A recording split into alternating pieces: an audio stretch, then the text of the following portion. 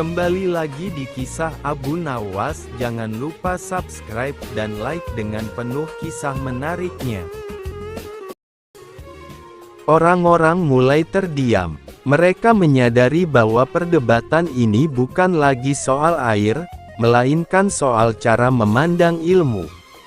Abu Nawas berkata bahwa ilmu yang seperti air asin memang luas dan mengagumkan, tetapi jika tidak bisa diminum oleh rakyat kecil, maka ilmu itu hanya akan menjadi pemandangan, bukan penolong. Syekh Bahram mulai terdiam. Untuk pertama kalinya, ia tidak langsung menjawab. Ia menyadari bahwa selama ini ia berbicara tentang kehebatan, tetapi lupa tentang kebutuhan. Abu Nawas menutup perdebatan dengan kalimat yang sederhana namun dalam, bahwa Tuhan tidak menilai luasnya sesuatu, melainkan manfaatnya bagi kehidupan. Majelis itu berakhir tanpa sorak-sorai. Namun orang-orang pulang dengan pikiran yang berbeda. Mereka mulai memahami bahwa kepintaran tanpa kebijaksanaan bisa menjauhkan manusia dari hakikat hidup. Abu Nawas kembali berjalan pelan meninggalkan majelis, tanpa merasa menang, karena baginya perdebatan bukan untuk mengalahkan, melainkan untuk mengingatkan. Setelah majelis di tepi sungai Tigris bubar, perdebatan tentang air tawar dan air asin tidak serta-merta berhenti. Justru sejak hari itu, pembicaraan tersebut menyebar ke pasar, ke madrasah, hingga ke ruang-ruang sunyi tempat para cendekia merenung. Nama Abu Nawas kembali disebut, bukan sebagai pelawak atau penghibur, melainkan sebagai orang yang mampu menundukkan logika dengan kebijaksanaan. Syekh Bahram tidak segera kembali ke rumahnya. Ia berjalan menyusuri tepi sungai, memperhatikan air yang mengalir tanpa suara. Untuk pertama kalinya dalam hidupnya, ia merasa ilmunya yang luas seperti lautan justru membuatnya jauh dari kesederhanaan makna. Ia teringat pertanyaan Abu Nawas tentang pemisahan air tawar dan air asin, dan semakin dipikirkannya, semakin ia sadar bahwa selama ini ia lebih sibuk menjelaskan asal-usul sesuatu daripada tujuan keberadaannya. Keesokan harinya, Syekh Bahram mengundang Abu Nawas ke rumahnya. Undangan itu mengejutkan banyak orang, karena biasanya sang syekh hanya mengundang ulama besar atau filsuf ternama. Abu Nawas datang tanpa rasa canggung. Ia duduk di lantai yang sama, meminum air tawar yang disuguhkan, dan tidak sedikit pun menunjukkan sikap menang. Syekh Bahram membuka pembicaraan dengan mengatakan bahwa ia semalam tidak dapat tidur. Ia merasa perdebatan kemarin belum selesai, bukan karena ia ingin menang, tetapi karena ia ingin memahami. Ia bertanya kepada Abu Nawas mengapa ia selalu menggunakan contoh sederhana untuk menjelaskan perkara yang besar. Abu Nawas menjawab dengan tenang bahwa kehidupan manusia dibangun dari hal-hal kecil yang terus diabaikan oleh orang-orang pintar. Abu Nawas kemudian mengajak Syekh Bahram merenung tentang air. Ia berkata bahwa air tawar dan air asin bukanlah lawan, melainkan pasangan. Air asin mengajarkan keluasan dan kekuatan, sementara air tawar mengajarkan kedekatan dan kebermanfaatan. Menurutnya, masalah muncul ketika manusia hanya mengagungkan keluasan dan melupakan kebutuhan. Syekh Bahram menimpali dengan argumen ilmiah. Ia menyebutkan bahwa tanpa laut, tidak akan ada hujan, dan tanpa hujan, sungai akan kering. Abu Nawas mengangguk, lalu menjawab bahwa tanpa sungai, manusia mati sebelum sempat memikirkan laut. Jawaban itu membuat Syekh Bahram tersenyum pahit, karena ia sadar kebenarannya sangat dekat dengan kehidupan sehari-hari. Hari-hari berikutnya, mereka sering bertemu. Perdebatan berubah menjadi diskusi, dan diskusi berubah menjadi perenungan. Abu Nawas tidak pernah merendahkan ilmu Syekh Bahram, tetapi ia selalu mengembalikannya pada manusia. Ia berkata bahwa ilmu yang tidak bisa dipahami oleh orang sederhana akan berubah menjadi beban, bukan cahaya. Suatu hari, Syekh Bahram mengajak Abu Nawas mengunjungi pelabuhan. Ia ingin menunjukkan kehebatan air asin yang menggerakkan perdagangan dan peradaban. Kapal-kapal besar berlabuh, membawa rempah, emas, dan kain mahal. Syekh Bahram berkata bahwa inilah bukti keunggulan air asin.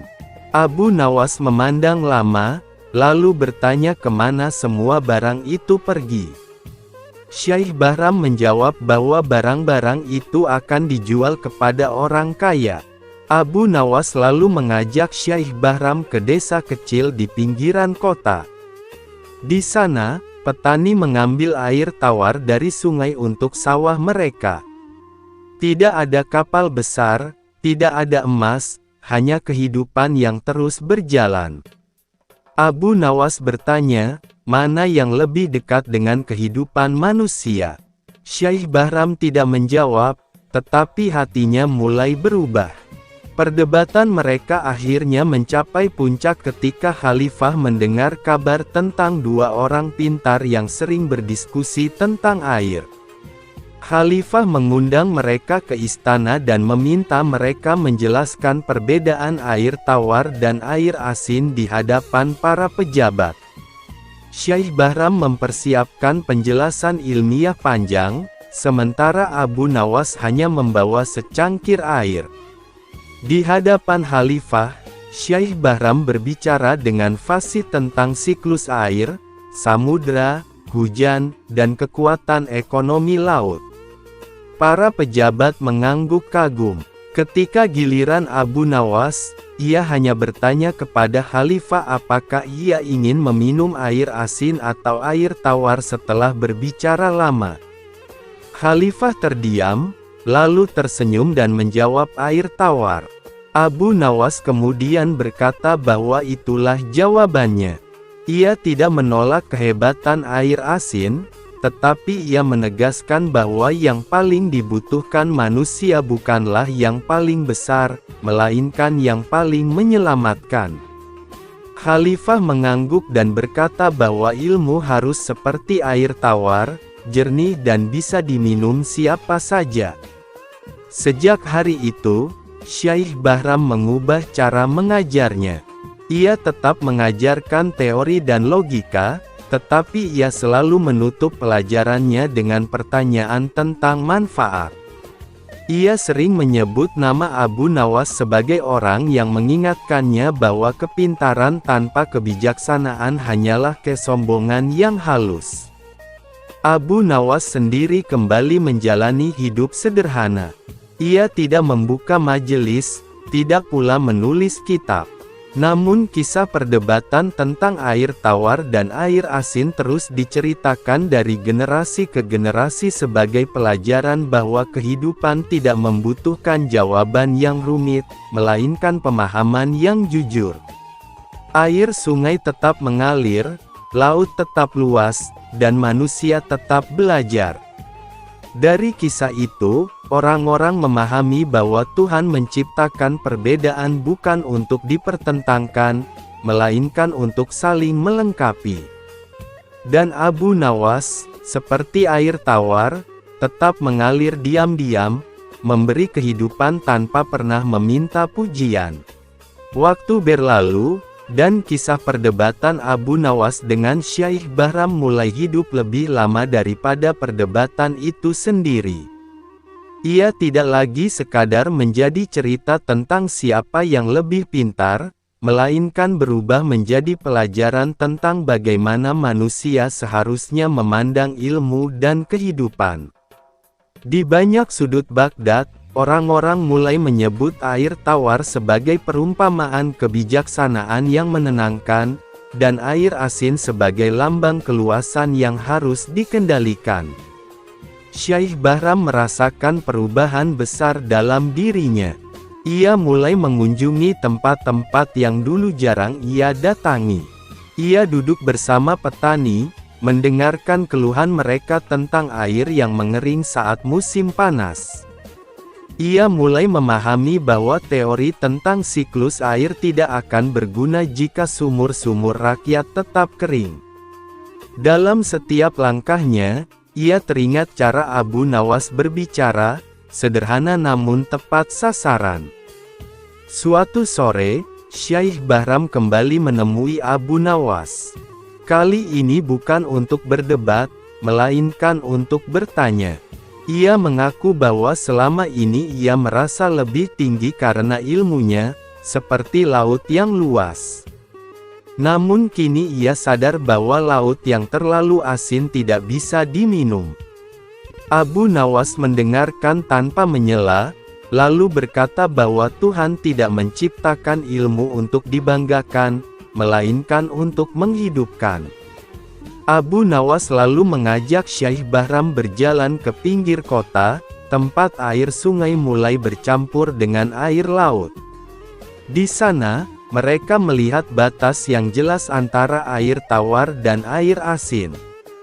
Abu Nawas menunjuk pertemuan itu dan berkata bahwa Tuhan mengajarkan batas, agar manusia tidak mencampur-adukkan kebijaksanaan dengan kesombongan. Jika air asin memaksa menjadi air tawar, maka rusaklah kehidupan. Jika air tawar menolak keberadaan laut, maka keringlah bumi. Perjalanan itu mengubah Syaikh Bahram lebih dalam. Ia mulai mengajarkan kepada murid-muridnya bahwa ilmu harus mengalir seperti sungai, bukan menggenang seperti laut yang tertutup. Ia mengajak mereka turun ke lapangan, melihat langsung bagaimana air tawar menjadi sumber kehidupan. Murid-muridnya tidak lagi hanya menghafal, tetapi mulai memahami. Sementara itu, Abu Nawas tetap menjalani hidup seperti biasa. Ia membantu orang-orang kecil, memberi nasihat tanpa menggurui. Ketika seseorang bertanya mengapa ia tidak membuka majelis besar seperti para ulama lain, Abu Nawas menjawab bahwa air tawar tidak perlu berteriak untuk membuktikan keberadaannya. Cukup mengalir, dan kehidupan akan mengikutinya. Suatu ketika, terjadi kekeringan panjang di Baghdad. Sungai menyusut, sumur-sumur mengering, dan rakyat mulai panik. Para pejabat mengusulkan berbagai rencana besar yang rumit, sementara rakyat hanya membutuhkan air untuk bertahan hidup. Syaikh Bahram teringat Abu Nawas, lalu mengajaknya berdiskusi. Abu Nawas menyarankan agar para pejabat berhenti berdebat dan mulai mengalirkan air yang ada dengan adil. Dengan pendekatan sederhana, mereka membagi sumber air, memperbaiki saluran kecil, dan memastikan air tawar sampai ke rumah-rumah rakyat. Tidak ada teori rumit, hanya kebijaksanaan praktis. Perlahan, kehidupan kembali berjalan. Rakyat menyadari bahwa solusi tidak selalu datang dari pemikiran besar, melainkan dari pemahaman yang tepat. Setelah kekeringan berlalu, Khalifah memuji kebijakan tersebut. Ia berkata bahwa ia belajar lebih banyak dari segelas air tawar daripada dari pidato panjang. Abu Nawas hanya tersenyum dan berkata bahwa air akan selalu mengajarkan manusia, asalkan manusia mau mendengarkan. Di akhir hidupnya, Syaikh Bahram sering merenung di tepi sungai.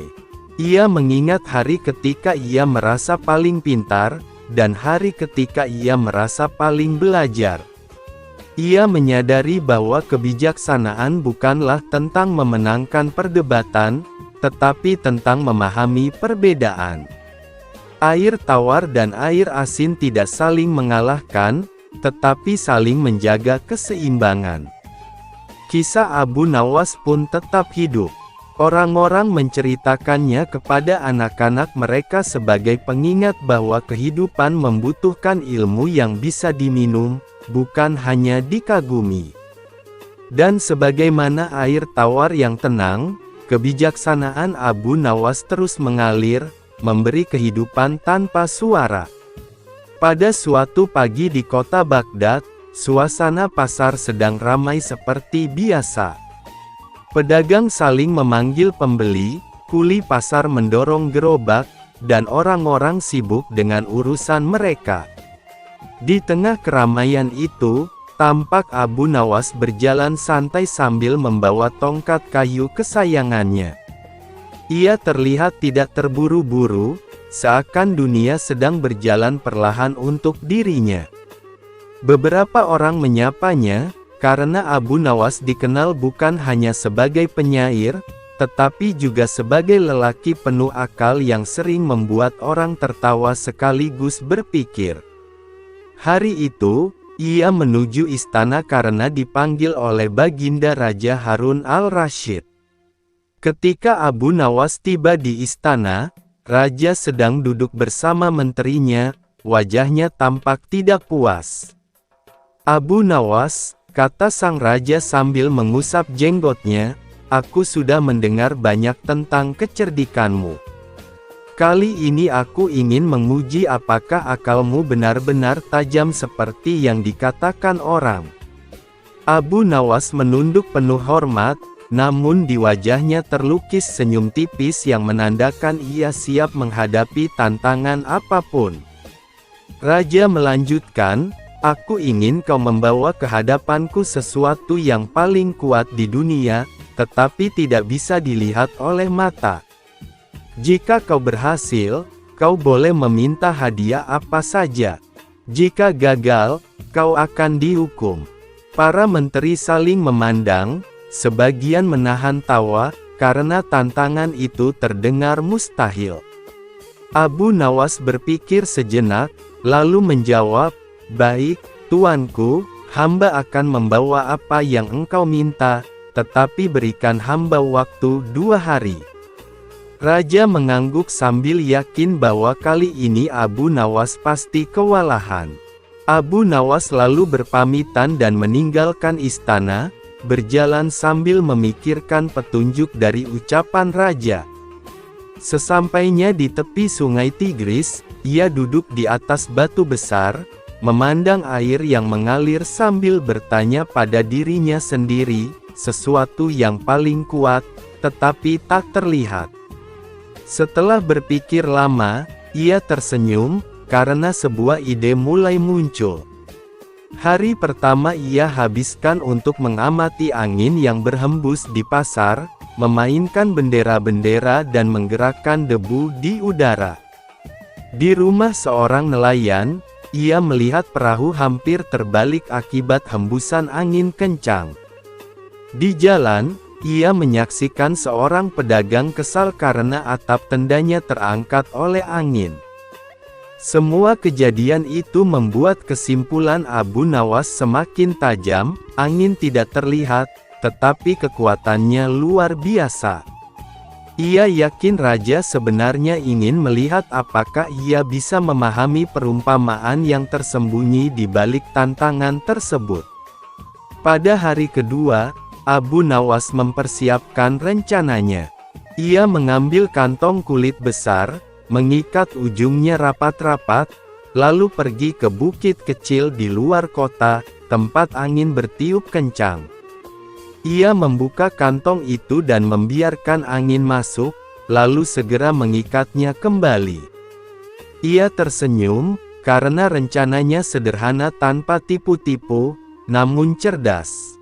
Setelah itu ia pulang dan menunggu hari pemanggilan kembali ke istana. Pada pagi ketiga, Abu Nawas datang ke istana dengan membawa kantong kulit besar yang diikat dengan tali. Para menteri berbisik-bisik, sebagian menahan tawa karena tak percaya Abu Nawas datang membawa kantong kosong. Raja memandang dengan heran sambil duduk tegak di singgasananya. "Abu Nawas, apakah ini yang kau bawa?" Tanya raja dengan nada meremehkan. Benar, tuanku, jawab Abu Nawas dengan penuh percaya diri. Di dalam kantong ini ada sesuatu yang paling kuat di dunia namun tak bisa dilihat mata. Raja tertawa kecil, menganggap Abu Nawas sedang mencari alasan untuk menutupi kegagalannya. Baiklah, jika benar di dalam kantong itu ada sesuatu yang kuat, buktikan. Abu Nawas mengangguk dan maju ke depan raja. Ia meletakkan kantong itu di lantai, lalu dengan cepat membuka ikatannya. Seketika angin menyeruak keluar, menghembuskan karpet, menggoyangkan tirai sutra istana, bahkan membuat mahkota raja sedikit bergeser. Semua orang tercengang karena angin itu keluar begitu kuat seolah-olah ada kekuatan tak terlihat yang terkurung di dalam kantong tersebut. Raja yang awalnya meremehkan, kini memandang Abu Nawas dengan mata terbelalak, sementara para menteri saling memandang tidak percaya. Setelah hembusan angin mereda, Abu Nawas berkata, "Tuanku, inilah angin. Hamba yakin angin adalah sesuatu yang paling kuat namun tak terlihat. Dengan angin, kapal berlayar melintasi lautan, badai meruntuhkan bangunan, dan manusia tak mampu melawannya. Ia tidak memiliki bentuk, namun kehendaknya dapat dirasakan oleh seluruh alam." Istana menjadi hening, bahkan suara nafas pun terdengar jelas. Sebagian menteri berdecak kagum, sebagian lagi merasa malu karena sebelumnya menertawakan Abu Nawas. Raja akhirnya tersenyum lebar, bangkit dari singgasananya, dan berkata lantang, "Abu Nawas, engkau benar-benar lelaki yang cerdas dan berhikmah. Banyak orang melihat dunia dengan mata, tetapi engkau melihat dengan akal. Aku bangga memiliki rakyat sepertimu." Ia kemudian memerintahkan pelayan untuk membawa meja hadiah emas, perak, dan uang dinar untuk Abu Nawas sebagai penghargaan. Namun dengan kerendahan hati, Abu Nawas menolak sebagian besar hadiah itu dan hanya mengambil cukup untuk hidup sederhana. "Tuanku, hamba tidak ingin menjadi tamak. Kecerdikan bukan untuk mencari kekayaan semata, tetapi untuk kebaikan." Raja semakin menghormati Abu Nawas, dan seluruh isi istana kembali menyanjung namanya. Ketika Abu Nawas berjalan keluar istana dengan senyum tenang, angin berhembus lembut melalui halaman istana seakan mengiringi langkahnya. Kota Baghdad kembali ramai, dan orang-orang membicarakan kecerdikan Abu Nawas selama berhari-hari. Anak-anak di jalan menirukan kisahnya, para pedagang mengulang cerita itu sambil tertawa, dan para menteri, meskipun tidak semua suka, mengakui kecerdasannya. Sejak hari itu, raja semakin sering memanggil Abu Nawas untuk meminta pendapat dan mencari nasihat dalam berbagai persoalan. Bukan karena raja ingin menguji lagi kecerdasannya, tetapi karena ia tahu Abu Nawas selalu melihat sesuatu tidak hanya dengan mata, tetapi dengan pemikiran dalam. Kisah tentang angin yang tak terlihat itu menjadi pelajaran besar di seluruh Baghdad, bahwa tidak semua hal dapat dilihat, tetapi bukan berarti tidak memiliki kekuatan. Awal peristiwa cuaca aneh di Baghdad. Pada suatu hari di Baghdad, kota yang terkenal dengan pasar-pasar yang ramai, pedagang rempah, tukang cerita, dan kehidupan malam yang hangat oleh cahaya lentera minyak, cuaca mendadak berubah menjadi aneh. Langit yang biasanya cerah tiba-tiba diselimuti awan hitam tebal, seolah ada tirai kelabu yang menutupi seluruh kota. Tidak ada suara petir, tidak ada angin kencang, namun hujan turun perlahan, sebuah hujan yang tenang, namun anehnya tanpa henti. Awalnya, para penduduk Baghdad tidak mempermasalahkannya. Hujan adalah berkah, dan semua orang selalu bersyukur atasnya. Anak-anak masih bermain di depan rumah, pedagang masih menawarkan dagangannya di pasar, dan suara tawa masih terdengar di sepanjang jalan. Tetapi ketika hari sudah malam dan hujan masih belum berhenti, warga mulai bertanya-tanya. Ketika memasuki hari kedua, hujan belum juga mereda. Ketika memasuki hari ketiga, hujan masih turun dengan intensitas yang sama, tidak deras, tapi tanpa henti seperti air yang sengaja ditumpahkan dari langit. Sungai Tigris mulai naik, parit-parit di jalan mulai penuh.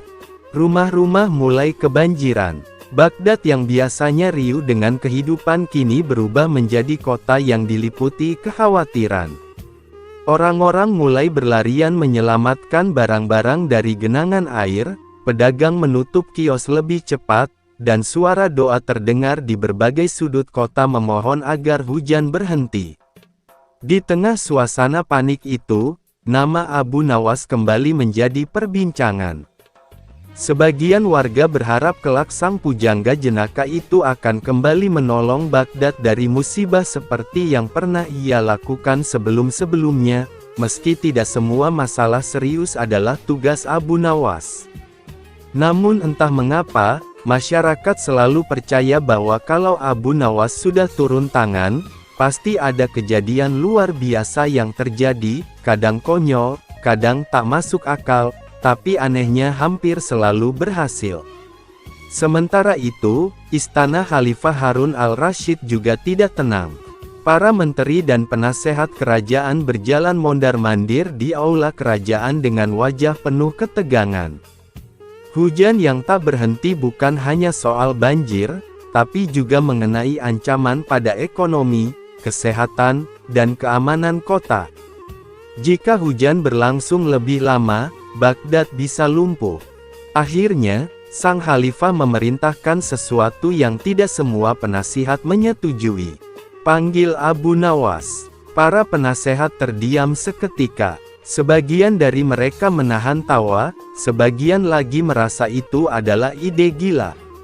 Bagaimana mungkin urusan bencana alam diserahkan pada Abu Nawas?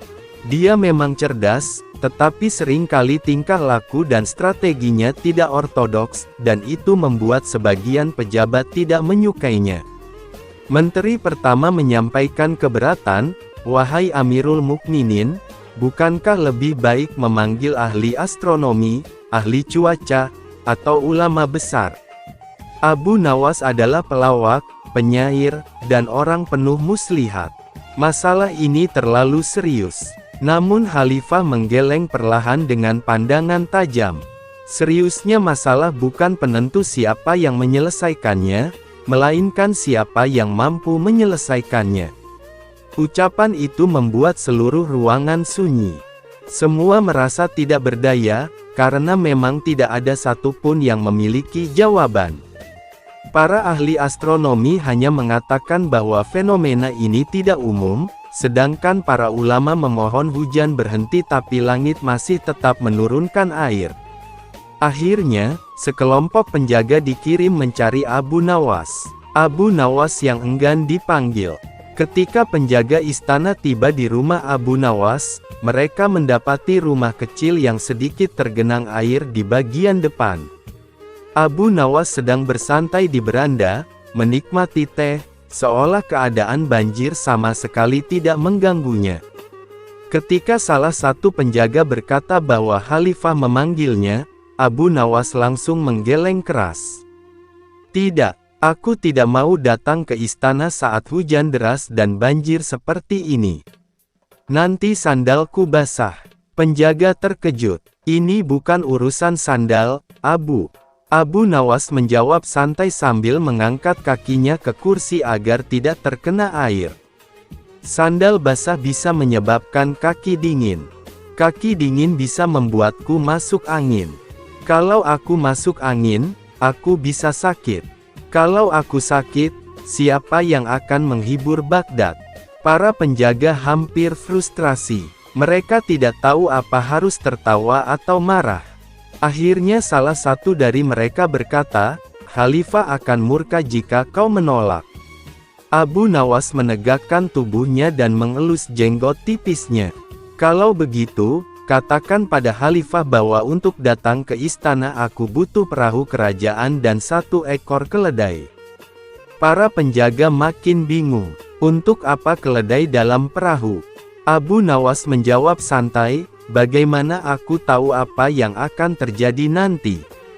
Lebih baik bersiap sejak awal daripada menyesal kemudian." Tidak punya pilihan, para penjaga akhirnya kembali ke istana membawa pesan yang membingungkan itu, yang membuat seluruh istana lebih heran. Khalifah menyetujui permintaan Abu Nawas. Perjalanan Abu Nawas ke istana. Keesokan harinya, sebuah perahu kerajaan menjemput Abu Nawas. Di dalam perahu itu ada seekor keledai, seperti permintaannya. Warga Baghdad yang melihat pemandangan ini tidak bisa menahan tawa.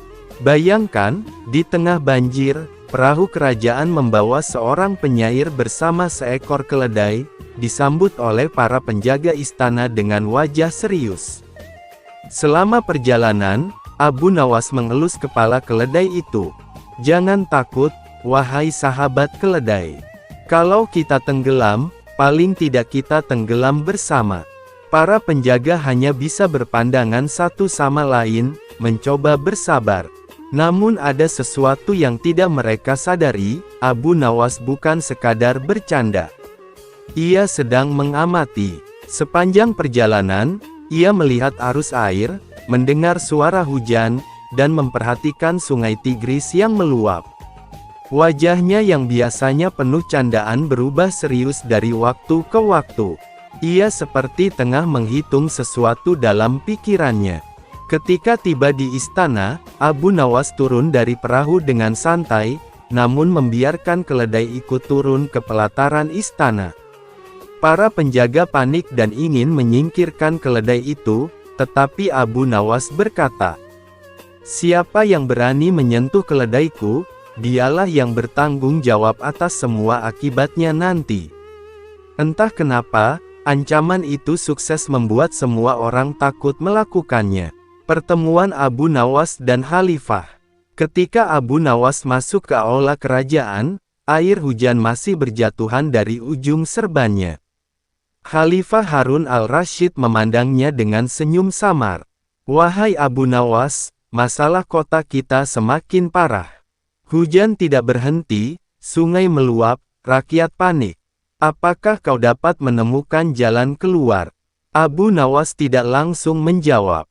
Ia memejamkan mata sejenak, lalu berkata pelan namun jelas, "Sebelum menjawab, izinkan aku bertanya, apakah kita sedang meminta hujan berhenti karena banjir, atau kita ingin mengetahui mengapa hujan ini turun tanpa henti?"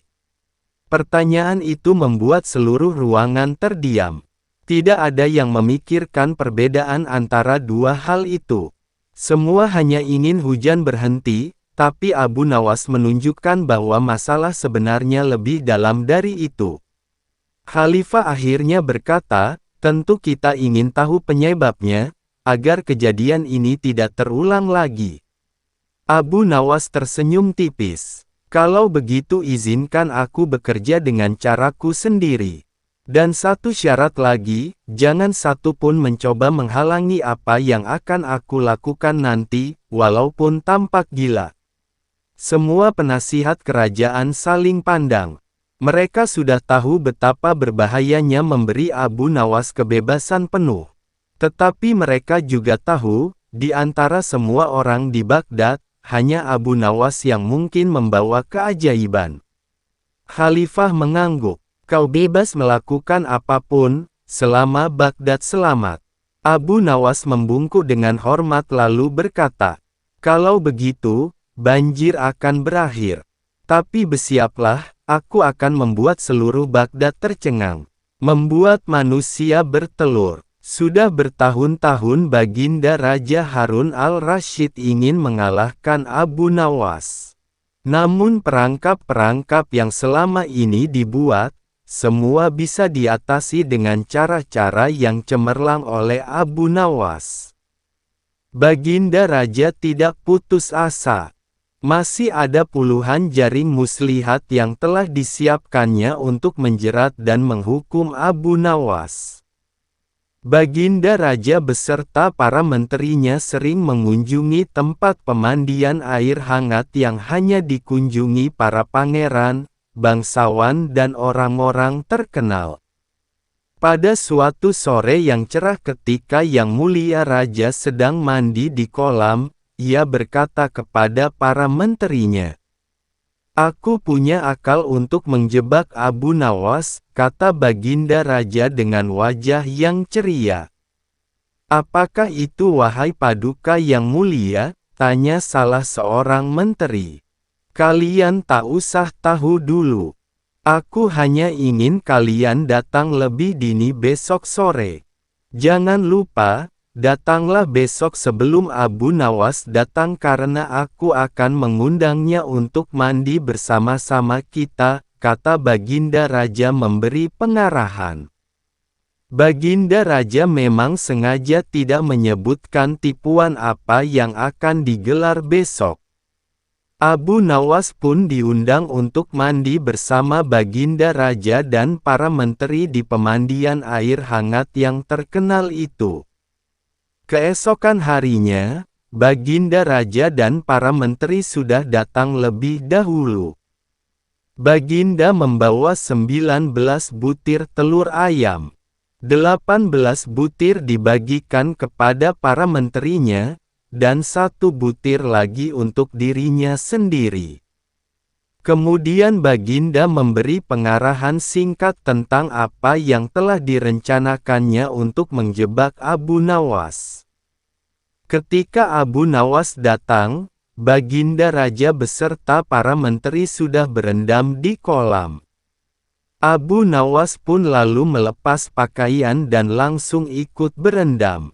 Abu Nawas berharap-harap cemas. Kira-kira permainan apa lagi yang akan dihadapinya? Mungkin permainan kali ini lebih berat karena Baginda Raja tidak memberi waktu untuk berpikir. Tiba-tiba Baginda Raja membuyarkan lamunan Abu Nawas. Beliau lalu berkata kepada Abu Nawas, "Hai Abu Nawas, aku mengundangmu mandi bersama karena ingin mengajak engkau ikut dalam permainan kami," kata Baginda Raja. "Permainan apakah itu Paduka yang mulia?" tanya Abu Nawas belum mengerti. "Kita sekali-kali melakukan sesuatu yang secara alami hanya bisa dilakukan oleh binatang. Sebagai manusia, kita harus bisa melakukannya dengan cara kita masing-masing," jawab Baginda sambil tersenyum. "Hamba belum mengerti Baginda yang mulia," kata Abu Nawas agak ketakutan. "Masing-masing dari kita harus bisa bertelur seperti ayam. Dan barang siapa yang tidak bisa bertelur, maka ia harus dihukum," tegas Baginda. Abu Nawas tidak berkata apa-apa. Wajahnya nampak murung, lah semakin yakin dirinya tak akan bisa lolos dari lubang jebakan Baginda dengan mudah. Melihat wajah Abu Nawas murung, wajah Baginda Raja semakin berseri-seri. "Nah sekarang apa lagi yang kita tunggu? Kita menyelam lalu naik ke atas sambil menunjukkan telur kita masing-masing," perintah Baginda Raja. Baginda Raja dan para menteri pun mulai menyelam, kemudian naik ke atas satu persatu dengan membawa sebutir telur ayam. Abu Nawas masih di dalam kolam, lah tentu saja tidak sempat mempersiapkan telur karena ia memang tidak tahu kalau ia diharuskan bertelur seperti ayam. Kini Abu Nawas tahu kalau Baginda Raja dan para menteri telah mempersiapkan telur masing-masing 1 butir. Karena belum ada seorang manusia pun yang bisa bertelur dan tidak akan pernah ada yang bisa. Karena dadanya mulai terasa sesak, Abu Nawas cepat-cepat muncul ke permukaan, dan kemudian naik ke atas. Baginda Raja langsung mendekati Abu Nawas. Abu Nawas nampak tenang, bahkan ia berlaku aneh. Tiba-tiba saja ia mengeluarkan suara seperti ayam jantan berkokok, keras sekali sehingga Baginda dan para menterinya merasa kaget dan heran. "Ampun tuanku yang mulia, hamba tidak bisa bertelur seperti Baginda dan para menteri," kata Abu Nawas sambil membungkuk hormat. "Kalau begitu engkau harus dihukum," kata Baginda Raja bangga. "Tunggu dulu wahai tuanku yang mulia," kata Abu Nawas memohon. "Apalagi wahai Abu Nawas?" tanya Baginda tidak sabar. "Paduka yang mulia, sebelumnya izinkan hamba membela diri. Sebenarnya kalau hamba mau bertelur, hamba tentu mampu. Tetapi hamba merasa menjadi ayam jantan maka hamba tidak bertelur. Hanya ayam betina saja yang bisa bertelur." "Kukuruyuk," kata Abu Nawas sambil membusungkan dada. Baginda Raja tidak bisa berkata apa-apa. Wajah Baginda dan para menteri yang semula ceria penuh kemenangan kini mendadak berubah menjadi merah padam karena malu. Sebab mereka dianggap ayam betina. Abu Nawas memang cerdik. Karena merasa malu, Baginda Raja Harun al-Rasyid dan para menteri pun segera berpakaian dan kembali ke istana tanpa mengucapkan sepatah kata pun. Memang Abu Nawas banyak akalnya dan telah diakui oleh para ilmuwan sebagai ahli mantik atau ilmu logika. Gampang saja baginya untuk membolak-balikkan dan mempermainkan kata-kata guna menjatuhkan mental lawan-lawannya. Sebuah tebakan jitu. Suatu hari, Baginda Raja Harun al-Rasyid terlihat murung. Semua menterinya tidak ada yang sanggup menemukan jawaban dari dua pertanyaan Baginda. Bahkan para penasihat kerajaan pun merasa tidak mampu memberi penjelasan yang memuaskan Baginda. Padahal Baginda sendiri ingin mengetahui jawaban yang sebenarnya. Mungkin karena amat penasaran, para penasihat pun menyarankan agar Abu Nawas saja yang memecahkan dua teka-teki yang membingungkan itu. Tidak begitu lama Abu Nawas pun dihadapkan. Baginda mengatakan bahwa akhir-akhir ini ia sulit tidur karena diganggu oleh keingintahuan menyingkap dua rahasia alam. "Tuanku yang mulia, rahasia alam manakah yang tuanku maksud?" tanya Abu Nawas penasaran. "Aku memanggilmu untuk menemukan jawaban dari dua teka-teki yang selama ini menggoda pikiranku," kata Baginda. "Dapatkah hamba memecahkan kedua teka-teki itu, tuanku?" tanya Abu Nawas yang mulai khawatir. "Pertama, di manakah sebenarnya batas alam semesta yang diciptakan oleh Tuhan kita?" tanya Baginda. "Di dalam pikiran wahai Paduka yang mulia," jawab Abu Nawas tanpa sedikit pun perasaan ragu. "Tuanku yang mulia, ketidakterbatasan itu muncul karena adanya keterbatasan, dan keterbatasan itu ditanamkan oleh Tuhan di dalam otak manusia.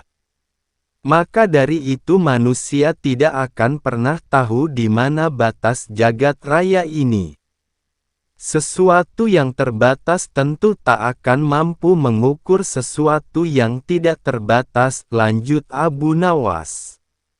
Baginda mulai tersenyum karena merasa puas mendengar penjelasan Abu Nawas yang masuk akal. Kemudian Baginda melanjutkan teka-teki yang kedua. "Wahai Abu Nawas, manakah yang lebih banyak jumlahnya? Bintang-bintang di langit ataukah ikan-ikan di laut?" tanya Baginda. "Ikan-ikan di laut," jawab Abu Nawas dengan tangkas. Bagaimana kau bisa langsung memutuskan begitu? Apakah engkau pernah menghitung jumlah mereka? Tanya Baginda heran.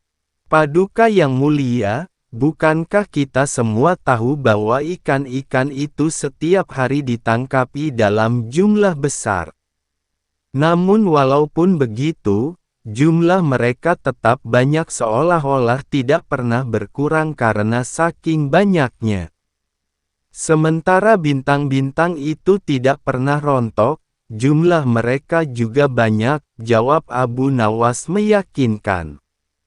Seketika itu rasa penasaran yang selama ini menghantui Baginda Sirna tak berbekas. Baginda Raja Harun al-Rasyid pun memberi hadiah kepada Abu Nawas dan istrinya berupa uang yang cukup banyak. Mengambil mahkota dari surga. Tidak seperti biasa hari itu Baginda tiba-tiba ingin menyamar menjadi rakyat biasa. Beliau ingin menyaksikan kehidupan di luar istana tanpa sepengetahuan siapapun agar lebih leluasa bergerak. Baginda mulai keluar istana dengan pakaian yang amat sederhana layaknya seperti rakyat jelata. Di sebuah perkampungan beliau melihat beberapa orang berkumpul. Setelah Baginda mendekat, ternyata seorang ulama sedang menyampaikan kuliah tentang alam barzah. Tiba-tiba ada seorang yang datang dan bergabung di situ, bertanya kepada ulama itu. Kami menyaksikan orang kafir pada suatu waktu dan mengintip kuburnya, tetapi kami tiada mendengar mereka berteriak dan tidak pula melihat penyiksaan-penyiksaan yang katanya sedang dialaminya. Maka bagaimana cara membenarkan sesuatu yang tidak sesuai dengan yang dilihat mata? Tanya orang itu. Ulama itu berpikir sejenak kemudian ia berkata, untuk mengetahui yang demikian itu harus dengan panca indera yang lain. Ingatkan kamu dengan orang yang sedang tidur. Dia kadangkala bermimpi dalam tidurnya digigit ular, diganggu dan sebagainya, juga merasa sakit dan takut ketika itu, bahkan memekik dan keringat bercucuran pada keningnya, merasakan hal semacam itu seperti ketika tidak tidur. Sedangkan engkau yang duduk di dekatnya menyaksikan keadaannya seolah-olah tidak ada apa-apa, padahal apa yang dilihat serta dialaminya adalah dikelilingi ular-ular.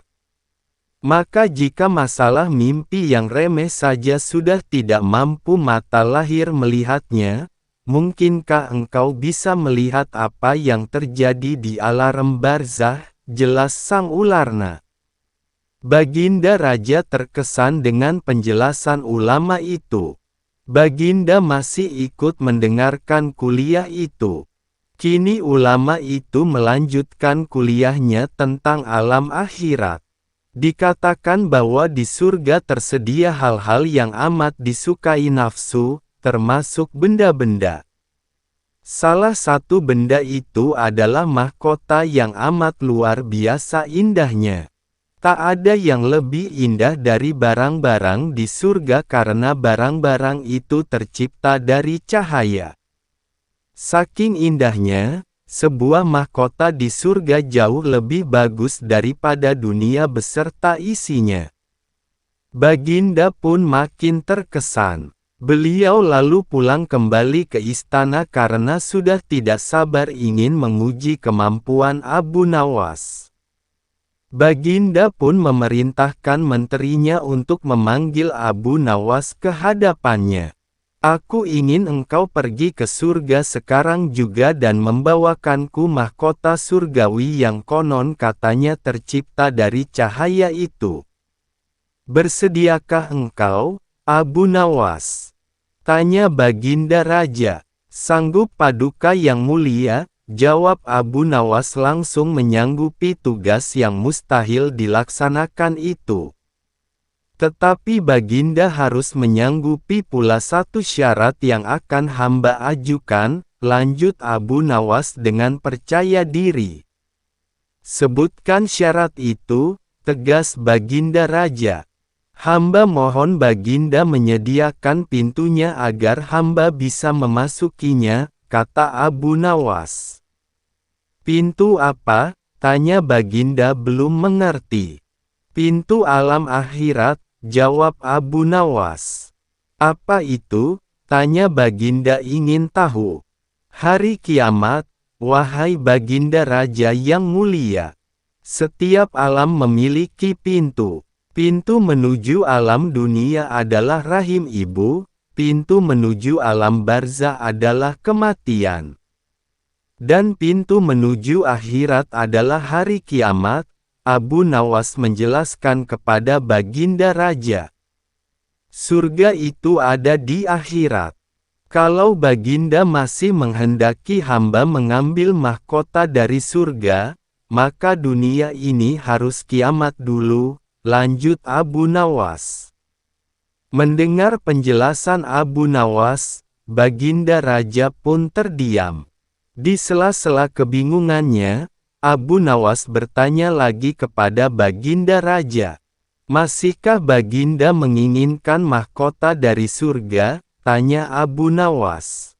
Baginda Raja tidak menjawab, beliau hanya diam 1000 bahasa. Sejenak kemudian Abu Nawas pun mohon diri karena ia sudah tahu jawabannya. Membangun istana di awan. Abu Nawas belum kembali. Kata istrinya ia bersama seorang pendeta dan seorang ahli yoga sedang melakukan pengembaraan suci. Padahal saat itu Baginda amat membutuhkan bantuan Abu Nawas. Beberapa hari terakhir ini Baginda merencanakan membangun istana di awang-awang, karena sebagian besar raja-raja negeri sahabat telah membangun bangunan-bangunan yang luar biasa. Baginda pun tidak ingin menunggu Abu Nawas lebih lama lagi. Beliau lalu mengutus beberapa orang kepercayaannya untuk mencari Abu Nawas. Namun mereka tidak berhasil menemukan Abu Nawas, karena Abu Nawas ternyata sudah berada di rumah ketika mereka baru berangkat. Abu Nawas lalu menghadap Baginda Raja Harun al-Rasyid. Baginda pun amat riang. Saking gembiranya, beliau mengajak Abu Nawas bergurau. Setelah saling tukar-menukar cerita lucu, Baginda pun mulai mengutarakan rencananya.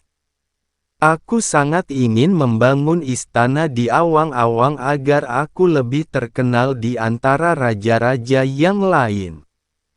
Adakah kemungkinan keinginanku itu terwujud wahai Abu Nawas? Tanya Baginda Raja. Tidak ada yang tidak mungkin dilakukan di dunia ini Paduka yang mulia, jawab Abu Nawas berusaha mengikuti arah pembicaraan Baginda. Kalau menurut pendapatmu hal itu tidak mustahil diwujudkan, maka aku serahkan sepenuhnya tugas ini kepadamu, kata Baginda puas. Abu Nawas terkejut, ia menyesal telah mengatakan kemungkinan membuat istana di langit. Namun nasi telah menjadi bubur. Kata-kata yang telah didengar Baginda tidak dapat ditarik kembali. Baginda memberi waktu Abu Nawas beberapa minggu. Rasanya tak ada yang lebih berat bagi Abu Nawas kecuali tugas yang diembannya sekarang. Jangankan membangun istana di langit, membangun sebuah gubuk kecil pun sudah merupakan hal yang mustahil dikerjakan. Hanya Tuhan saja yang mampu melakukannya, gumam Abu Nawas. Hari-hari berlalu seperti biasa. Tak ada yang dikerjakan Abu Nawas kecuali memikirkan bagaimana membuat Baginda merasa yakin kalau yang dibangun itu benar-benar istana di langit. Seluruh ingatannya dikerahkan dan dihubung-hubungkan. Abu Nawas bahkan berusaha menjangkau masa kanak-kanaknya. Sampai ia ingat bahwa dulu ia pernah bermain layang-layang. Dan inilah yang membuat Abu Nawas girang. Abu Nawas tidak menyia-nyiakan waktu lagi, bersama beberapa kawannya merancang layang-layang raksasa berbentuk persegi 4. Setelah rampung, Abu Nawas lalu melukis pintu-pintu, jendela-jendela dan omamen-omamen lainnya. Ketika semuanya selesai, Abu Nawas dan kawan-kawan menerbangkan layang-layang raksasa itu dari suatu tempat yang dirahasiakan. Begitu layang-layang raksasa berbentuk istana itu mengapung di angkasa, penduduk negeri gempar, Baginda Raja pun girang bukan kepalang.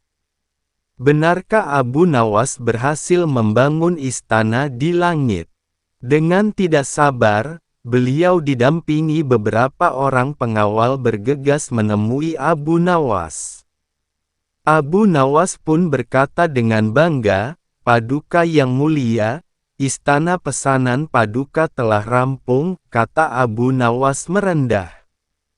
"Hebat sekali engkau, Abu Nawas," kata sang raja memuji Abu Nawas. "Terima kasih Baginda yang mulia," kata Abu Nawas.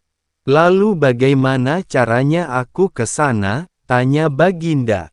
"Dengan tambang Paduka yang mulia," jawab Abu Nawas dengan tenang.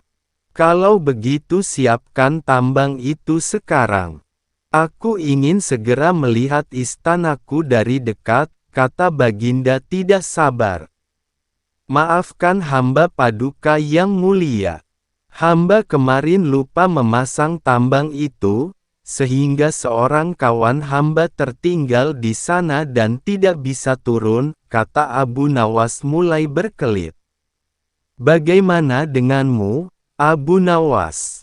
Dengan apa engkau turun ke bumi?" tanya Baginda. "Dengan menggunakan sayap Paduka yang mulia," jawab Abu Nawas dengan bangga.